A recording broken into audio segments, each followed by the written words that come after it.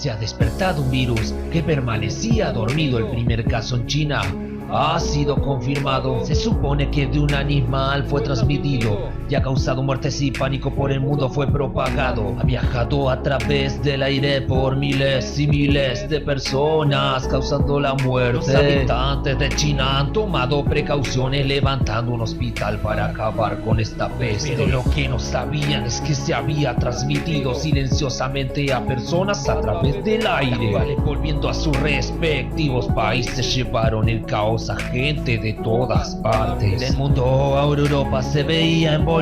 En Estados Unidos el COVID-19 ha sido confirmado. Vemos la iniciativa de la cuarentena antivirus y así poder acabar con el temido coronavirus. Una alerta mundial ha sido declarada. Todos entran en pánico temiendo por sus vidas. Esta enfermedad que rápido se propaga y nadie sabrá cuándo esto termina. Es una epidemia muy difícil de superar, ya que por el tacto se puede contagiar. No hay que tener miedo, pero sin precauciones tomar, y así poniendo voluntad lo vamos a eliminar. Las muertes en el mundo rondan los 8.000, la mayor parte en China e Italia, pero ya está aquí. Se cierran las fronteras, no dejan pasar a nadie. La economía y estudios se detienen en todas partes. No tomen la cuarentena como si fueran vacaciones. Esto es de vida o muerte, no son juegos ni invenciones. Es un arma letal, invisible pero mortal, que si te descuidas, tu vida se puede llevar. La prioridad es aislar a los pacientes de alto riesgo, con enfermedades pero más respiratorias y diabéticos. Les digo que es así porque yo soy uno de ellos. Y lo podemos superar si ponemos un poco de empeño. Sé que como va esto no se ve prometedor. Unidos todos en el mundo como el equipo antivirus, la comunidad de raperos, les deseamos lo mejor.